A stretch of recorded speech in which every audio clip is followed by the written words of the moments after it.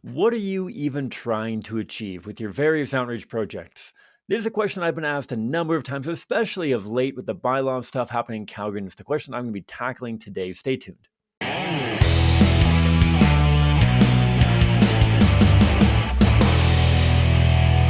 Hi, folks. My name is Cam. I am the host of the Pro Life Guys podcast, a show dedicated to equipping you with the tools that you need to change minds, save lives, and transform our culture. Thanks a ton for tuning in. And for all of our return guests, thanks a ton, even more. Holy cow, a whole bunch of tons for bearing with me. It has been a couple of weeks since our last episode. I apologize. It has been like 6 weeks since I've recorded an episode. And Maddie Halleck, our wonderful producer and editor, can attest to that. I just did the intro like 14 times trying to get the recording because it's been so long. It has been an absolute wild ride here in CCPR's Calgary office over the last while. We have had so many cool things happen and so many busy things happen, and it's just going to get even busier over the summer. So I do very much appreciate it. I want to start just by sharing a little bit of what we've had on the go, not to try to justify myself, but just to give you an inside look as to what we have on the go at CCPR and what you can be a part of as well. I'm going to see if Maddie Halleck can put in a little like jump. I know that can't really happen on Spotify or most of your podcatchers, but on YouTube, at the very least, you guys might get saved there from hearing me babble about all the cool stuff that we've been doing, what we have coming down the tube. But in brief, I want to talk about a few different things that we've been doing. So even to trace back, so time of recording, we're on May 23rd right now. I don't know if I'm supposed to do that as a podcast to tell you when I'm recording this, but May 23rd. And over the last 2 months, we have hosted a crash course in Calgary that my colleague Britt and Kwana had a huge hand in hosting. It was great. Justina Van Manen, author of Stuck, Complete Guide to Answering Tough Questions About Abortion, was able to join for that. It was really cool to get a bunch of people. I think we had 16 or so people from Calgary and around. We had a fella come down all the way from Fort St. John. We had some people come out from Chilliwack. We had a number of other people drive in for it from various other places. And it was really cool. And they did a phenomenal job. It was a 3-day crash course. And so they got a bunch of not only introductory level apologetics, but they also got some pro-life strategy. And they got lots of activism experience. We did a couple of our choice chain displays where we hold 3-foot by 4-foot images, either of naturally developing ultrasound images of children or else abortion victim photography. We did them actually in the Plus 15 network, which is the indoor above ground network in Calgary. We did one of those. We did some door knocking, and it was really cool. Really cool to see a bunch of people who had never really done pro-life outreach before sink their teeth into pro-life outreach. We did a similar event in Kelowna as well. We did an event in Kelowna at the beginning of May, a Friday, Saturday, just a 24-hour, what we call a 24-hour crash course, Friday night, all day Saturday. That was really neat. My colleague Jeff Owen has been working with community groups in the Okanagan Valley there in Kamloops, Salmonar, Kelowna, and Vernon to bring that together. Again, we had 15 or 16 people come out. I believe that we had 11 of them join for door knocking on the Saturday. It was an absolute blast. We had some really neat conversations. We talked to one young guy who actually put aside his video game to come and have a conversation with us. He was probably senior high, maybe early university kind of thing, ended up changing his mind on abortion. It's really cool in Kelowna. And then we've had our internship start. I am blessed to be a part of 2 internships here in Calgary. My colleague Alex is running our traditional 4-month internship, which has already gotten going. And I am working with my colleague Kwana again on a return internship that we have 4 lovely ladies who have all done internships before join us again. They're doing a little bit of admin work related to the logistics of the new internship, but they're also following up with a ton of other pro-life contacts, many of whom we got from the March for Life. I know many of you would have attended various marches for life over the last couple of weeks here. We've recorded full episodes on the value of marches, how they fit into the greater pro-life kind of ecosystem and whatnot. So I won't dive into it significantly here, but I really want to give a shout out to the Alberta March for Life Association. Put on not only an excellent march, but also really expanded it. So this was the 15th anniversary of launching the Alberta March for Life. Which is a great initiative, making it far more accessible. I know that many people certainly have the Ottawa March for Life as a bucket list item. I'm sure that many people tuning in from the States or other countries around the world probably have their capital kind of circled on the calendar for when a March for Life happens. I think this really opens up the accessibility for people who simply can't make their way all the way from Alberta to Ottawa. for those of you who are living in Europe. Not to poke fun, but it's difficult to comprehend the distance between Calgary and Ottawa. I think that it's somewhat comparable of like Madrid to St. Petersburg sort of thing, all the way from Spain to Russia. So it's a bit of a haul. And so it's been really neat to have a more local option that we can attend. And this year, the March for Life really expanded. So they did a Wednesday evening, the evening before the March for Life. They did Alex Schadenberg from the Euthanasia Prevention Coalition of Canada, a fellow that I'm hoping to have as a guest on the show because he did an absolute banger of a talk, not only before the March, but also during the March. And so they did the talk the night before, they did the march the day of, they had a couple of church services around that. And then I had the privilege of not only speaking during the March for Life in Edmonton, but also offering a workshop for around 30 people after the March for Life, equipping them with the tools that we talk about on the show every I was going to say every week, but whenever I've got time, unfortunately. And then they hosted their first ever Rose dinner afterwards, which was an absolute blast, networking with other people in the Alberta pro-life community. And so big shout out to them. And so it's been a very busy couple of weeks here. Our interns are following up on just over 100 contacts that we received during the March for Life of people who wanted to receive either individual or small group training on how to have good conversations. I know my colleagues, Jacob and Rachel in Vancouver, also had a great experience at the Victoria March for Life, and they got almost 100 contacts out there as well that Rachel's diligently following up on.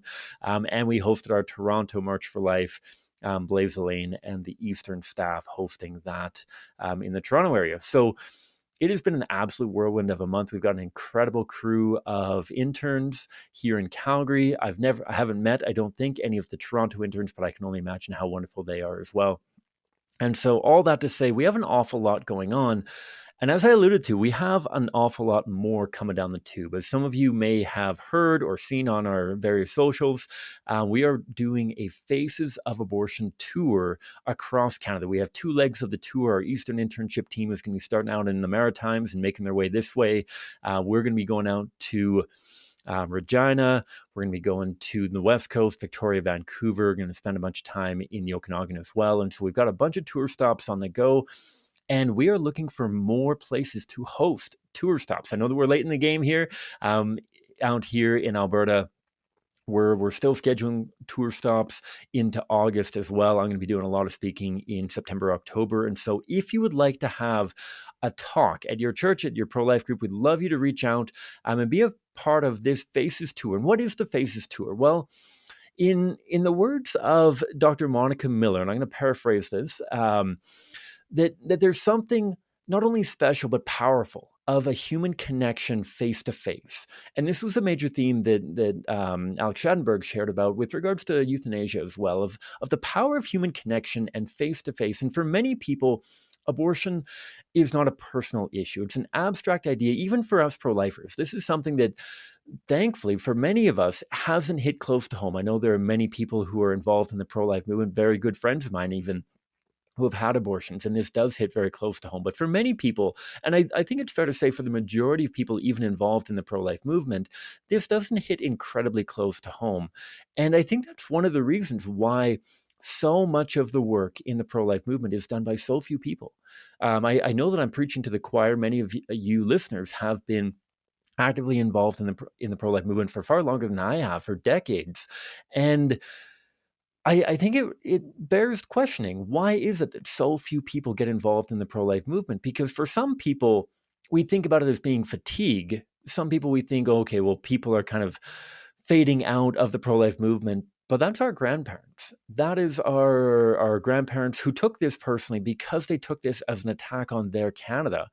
I think that for many people in my generation, I'm 33, for people even younger than I, many of whom are doing our internship, their peers, their colleagues, their classmates, they see this as a very far off issue, whereas many others have been made far more real for them. And so the focus of this tour is making abortion real in a whole new way and making this a personal fight, making it into something that we take personally, recognizing that these are children of God. These are my brothers and sisters in Christ who are being killed. These are my brothers and sisters in Christ who are participating in abortions, encouraging abortions, choosing abortion, and that I need to take that personally. If my biological brothers and sisters were choosing to do awful things or having awful things done to them, I would be far more active and involved. And I think that we've seen evidence of that over the last several years here, when we've seen those in our communities, those in our churches, and even in our homes who have been persecuted. When we see the tangible victims, we're far more willing to act. And so we need to make this more visual. And so this isn't necessarily a tour for people like you who are tuning in already. I would love to see many of you at the Western Talks. I'm sure that my colleagues Blaze and everyone else from the Eastern part of the organization would love to see you at the talks as well. This is a talk to bring your friends to. This is a talk to bring your family to, your coworkers, members of your church community, to really invigorate them that we have spoken to the choir for a very long time, and the choir is already active. The choir is already doing a ton of stuff, and we need to get more people, more hands on deck, more boots on the ground, more whatever metaphor you want to use. We need more people working to change minds and save lives and transform our culture. That's the goal of the podcast. That's the goal of this tour, to get more hands on deck, to build conviction, to build action. And so you can find more about that on our socials.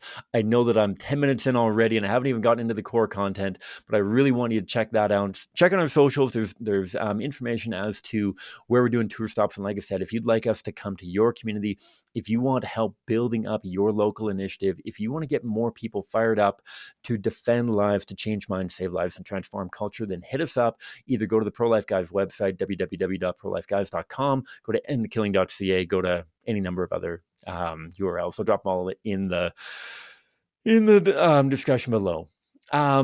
With that, let's dive into the real meat and potatoes, believe it or not, of the episode. Here we are, almost 12 minutes in now. Of the episode, and I'm going to be cards on the table, heart on my sleeve. This is something that's been gnawing at me a lot over the last couple of weeks, and this is kind of going to be an episode from the heart and not so much an episode from my notebook. I took a few short notes on this just because I wanted to organize my thoughts, but it's something I've been brewing on for a really long time, and it's come to a head over the last 2 weeks by two, I don't want to call them incidents, but two events that didn't really shake me up. It really, yeah, kind of, I don't know, did shake me up. So one is, as some people here in Canada, maybe even those abroad would know, there's a concerted effort to censor pro-life speech, particularly the pro-life speech of CCBR in Canada. There's a group called the Viewer Discretion Legislative Coalition or something like that, VDLC, who's working really hard to censor our message. So literally their motto is "so you don't have to see." And we've spoken at length about the importance of viewing the images, making this personal. I literally just talked about this like 2 minutes ago. And I went to a council meeting. So the city of Calgary, unfortunately, just passed a bylaw. They expedited it through to make sure that we can't deliver our postcards door to door without them being in an opaque envelope with a super obnoxious warning on them, and basically guaranteeing that nobody's going to open them. And so that was really frustrating. And I was at a council meeting, and I spoke on behalf of the organization, just saying, you know what, not only is this unconstitutional to ban speech based on content, this is something that's been defended. We've been very willing to work with reasonable guidelines before. Obviously, our postcard has gone through a number of different renditions to make it a better fit, more effective on a number of ways. Not only is it unconstitutional, but we have good reason for what we're doing, because we see all too many people who are broken because of abortion. I have personally spoken to hundreds, if not thousands, of people who have had abortions themselves, or know somebody very near and dear to them that have had abortions. And I've seen the brokenness that this brings into people's lives. And after I spoke, and obviously there's a number of people who spoke in favor of the bylaw, and the bylaw, unfortunately, as I mentioned, ended up passing. This young fella kind of came up to me. I did an interview with Global News. I'll drop the link in below so that you can see the narrative that's being spun. This young fella came up to me, and I had met him before at a previous council meeting. And to put it plainly, he had the audacity to basically just say, like, what are you even doing? What are you trying to achieve with these projects? Because all you're doing is horrifying people. All you're doing is shaming and guilting people. There's no reason to be doing this. And he wouldn't hear any of the other apologetics that we've talked through, why abortion victim photography makes sense, as I had in a previous episode. Again, I'll link that one below. And so it got me thinking, like, do people genuinely not know what we're trying to achieve? Like, do people actually think if they've spent any nugget of time talking to any number of our volunteers, our interns, our staff members, this literally the sweetest people that you are ever going to meet, you think that the kind of people who end up holding these signs, the kind of people that Hollywood is gonna kind of stereotype and whatnot, these super like mean and aggressive people, like come meet our team. Our team, again, I know that I'm speaking to the choir, are literally the sweetest people that I've ever met. And they're absolutely lovely human beings in every way. And like straight up, I am one of the more like combative people in our team. And I don't know, maybe I am in general, but I wouldn't necessarily characterize myself as super combative. And even people who might come across that way. I mean, I'm going to throw them not under the bus, but a little expose on Jonathan Van Maren, a great friend of mine. He puts up something of a tough front. Jonathan, I love you, buddy, if you're listening right now. But he puts up something of a tough front. You see him doing activism. The guy has not only an absolute heart of gold, he's a huge teddy bear. Like the guy absolutely loves people coming by, and this guy, you could take so many notes from him on how he talks to people who are vulnerable, who are in compromised situations. I have seen him talk to students at high schools, at universities, and just like absolutely be there for him. Even the people that come across as a little bit more abrasive, maybe than some others, when they turn on their activism heart, and what I would argue is actually the real heart, not the Jonathan Safoni. I'm putting my foot in my mouth. Whatever, you can deal with it. People are absolute gems. And so that was the first experience that really got me thinking on this. The second one was an even harder one. So we were out doing one of our choice chain displays in downtown Calgary, middle of last week. And I was out with not only a couple of our new interns, but also a couple of our more experienced interns, the return interns that I mentioned, absolute hearts of gold. And two of them spoke to a young woman and a couple of her friends. Her friends didn't say anything. And it brought them to tears, and it brought me to tears on the drive back after hearing exactly what had gone on, and our whole team was just really shaken. And it got me thinking as well that this woman tragically had been a victim of human exploitation and human trafficking. She had been violently abused and assaulted on a number of occasions, and she had had multiple abortions through that experience until she was able to escape. And she vented a lot of that anger and brokenness on particularly two of our team members, and it broke their hearts. And I think that it was the most appropriate response for their hearts to be broken. It broke my heart to hear about it. I know that broke the hearts of all of our team members. I debriefed with several of them after our standard debrief after the activism, and they were really shaken up, and just what could we have done differently, what could we have said, what could we have said to the poor girls who kind of took the verbal berating from this young woman who was simply letting off steam from the brokenness that she had experienced. And these two experiences really got me thinking. And here's what I came up with of why do we do what we do. Obviously, on the most basic level, we do what we do to change hearts and minds on abortion. We recognize that literally the weakest, most vulnerable members of the human family are being torn apart day after day in our nation. There's no pretty way of putting that. There's no aesthetically pleasing. There's no polite way of talking about abortion. Abortion directly and intentionally kills the weakest, most vulnerable members of the human family, who have been widowed and abandoned, or orphaned by everybody in their lives, by those biologically connected with them, but I would say even more so by our society at large.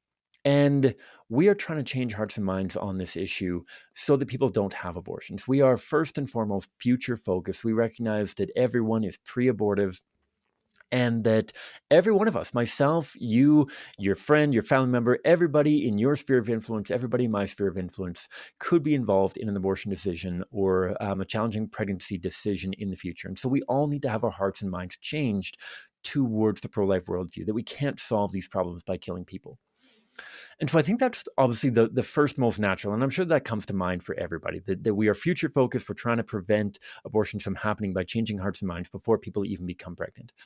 I think that on a second level, obviously, we're trying to reach the broken. We're trying to reach those who have been broken through the abortion decision, through trauma that they have experienced. We're trying to reach them and invite them and inspire them and empower them to access hope and healing. This has been a major theme of the show over the last 6 months here. If you're new to the show, please do scroll back and look through a number of our past episodes where I talk to post-abortive leaders, those who are leading post-abortive healing ministries. It's been a major focus of the Pro-Life Guys podcast over the last little bit here, that after we have focused on the future, we want to find hope and healing with these people who have brokenness in their past. We want to draw them towards different ministries, different churches, different programs, which can help them heal after abortion. Because all too often, as we've talked about in previous episodes, the woundedness gets bottled up and the pressure increases. It fractures the rest of people's lives. It sends shockwaves through their own life, but also through all of the relationships that they have. I want to help these people find hope and healing after abortion, because we genuinely care about these moms and dads who have been in these situations, who felt like they didn't have another option, who felt like this was the only thing that they could do or their best option. We want them to, yes, obviously, as I mentioned, the first thing, realize that we need to find better options, that we need to choose better choices, that we need to protect life. We need to defend these weak and vulnerable children.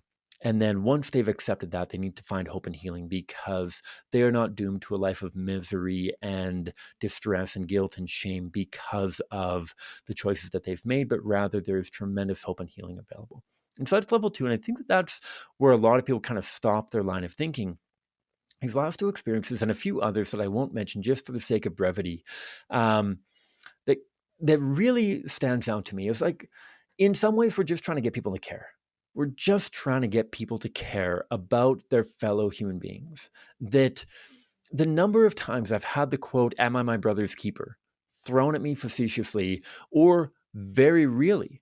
It's alarming how many people throw that to me of like, do you really think that I'm my brother's keeper? Do you think that I actually have to care about my neighbor?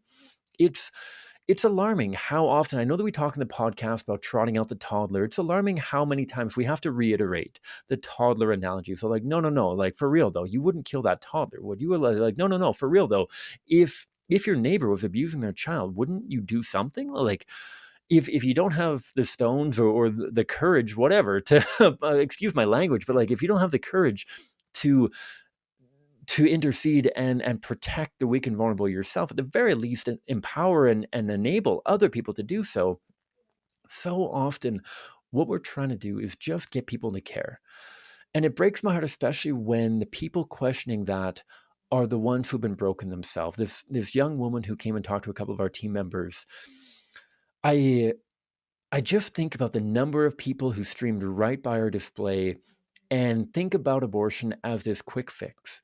That we're in this culture of not giving people the time they need nor the time they deserve. That we are in this for, you know what, I don't have time to care about anybody else. What can I do? What is the quickest way of getting this person's petition off of my plate? What is the quickest, most efficient way of getting my neighbor out of my eyesight and letting me get on with my life? When did getting on with our lives get so driven by the blinders of just economic success and everything? I know that I'm freewheeling right now. I apologize. I'm sure that I'm contradicting myself in previous episodes. I'm sure some of you are shaking your head at me right now. But like, it just blows my mind and it breaks my heart when there's so many people in our society that just do not give a crap about anybody else around them. And I feel like that's a huge part of what we're trying to do. That's a huge part of what we're trying to do in our conversations. We're just trying to get them to care, not only about the preborn we have on our side that we're desperately trying to get them to want to protect, but even to care about the person beside them, the person on the bus, the person in the cubicle beside them, wherever they may be. Literally, at times, even people in their own family, just trying to get them to care. I remember a conversation that I was having while door knocking. My volunteer of ours, Stephen, was with me. I'm sure that I've shared this on the podcast before, but there's this guy that like literally told me that he couldn't care less about whether or not somebody was in a bad situation. And I broke it down further and further of like, dude, if the difference between your neighbor having an abortion and not having an abortion was you being willing to cut their lawn once a week, would you do it? And he thought about it for a moment. He's like, yeah, I could do that. Like, I don't mind mowing lawns. And like, that has stood out to me as something that I've been talking to people more and more of like, Seriously, people in your life, if all they need is an extra meal, if all they need is somebody to babysit their 2 born kids while they go off to their next ultrasound for an hour, if they need somebody to literally come and have coffee with them because they feel so alone and isolated, if they don't have their parents in the picture and they just need somebody to teach them what kind of diapers to buy, like, are we going Huggies? We're going Pampers? Like, I just need somebody to soundboard off of. I need somebody to come shopping with me at Once Upon a Child or some other kind of used clothing store for maternity clothes or for children's clothes or whatever. I just need somebody in my life. Like, we have lost this entire attitude, this entire culture of encounter and human connection. And I think that that's something that we in the pro-life movement have to be leaders in bringing back. And I know that there's already a lot on our plates, and I'm not saying that you need to befriend every single person that you talk to and take them into your home. And like, I get that our hearts are only so big. I get that our homes are only so large. And yet I recognize, and I've seen this play out thousands of times, the sparkle that returns to somebody's eyes, and their eyes maybe have been dull for years or decades or even just hours. The sparkle that returns to them when they realize that we genuinely care about them, that we actually care about them and what they care about, and we care about them and them making good decisions and the best things for their lives and helping out when we can. Um, I know that we can't take the whole world on our shoulders. You're going to get burnt out if you do. But I just challenge you to not only think on that, like, obviously you guys are already doing that, I'm sure, in your own life, but like, when people challenge you on that, whether it's for the pro-life issue, whether it's for stuff related to your church or other ministries that you're involved in, just ponder and reflect upon the importance of human connection and actually caring about our fellow people.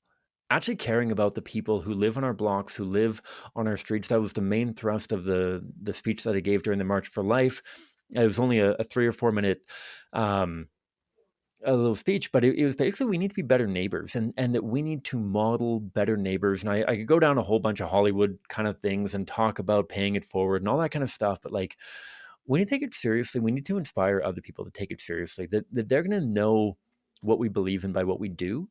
And but it's going to take more than that. We can't just model being good neighbors. We have to actually challenge people to be better neighbors and actually care about the people around them and actually be willing to check in on their like biological, geographical neighbors and also those in their communities in need. And so that's a long Cam rant. I apologize for those of you who bore through that and like, Cam, that was like the worst sermon I've ever heard. Not that this was trying to be a sermon, but like, what was your actual point? I apologize for bearing with me. It was just something I needed to get off my chest. And so I hope that that can offer you a little bit of perspective as well. When people challenge you on like, why are you even doing what you're doing? Sure, go through the main two big ones of, we're trying to change hearts and minds so the babies aren't killed by abortion. We're trying to open the eyes of those who've been wounded by abortion to the hope and healing that's available. But also, we're just trying to get people to care. We're trying to get people to care about an issue that is raging in our country and about those who are thrown into the center of it. Not only the preborn children, but the mothers and fathers who are abandoned by their culture, by their society, by their families, at times even by their churches. We're just trying to get people to care about the people around them. Some people need their care and intervention and support more than others. Others need whatever we can give. And so bear that in mind. Again, please do check out our socials for how you can get plugged into our Faces of Abortion tour. Hit us up on YouTube, email me, email at prolifeguys.com. I'll drop all of the ways to communicate. If you want to get plugged in with our Faces of Abortion tour, then please do so. If you want to line up a presentation at your church, at your pro-life community, at your high school, whatever it may be, please reach out and we will find a way to make it happen. So thanks so much. Thanks for bearing with me. I hope to have more regular episodes coming out in the coming weeks here as well. I appreciate your patience, and please do keep us, the whole team at CSPR and the whole pro-life movement, in your prayers. Thanks so much. May God bless you abundantly wherever you're at, how many hours are left in your day.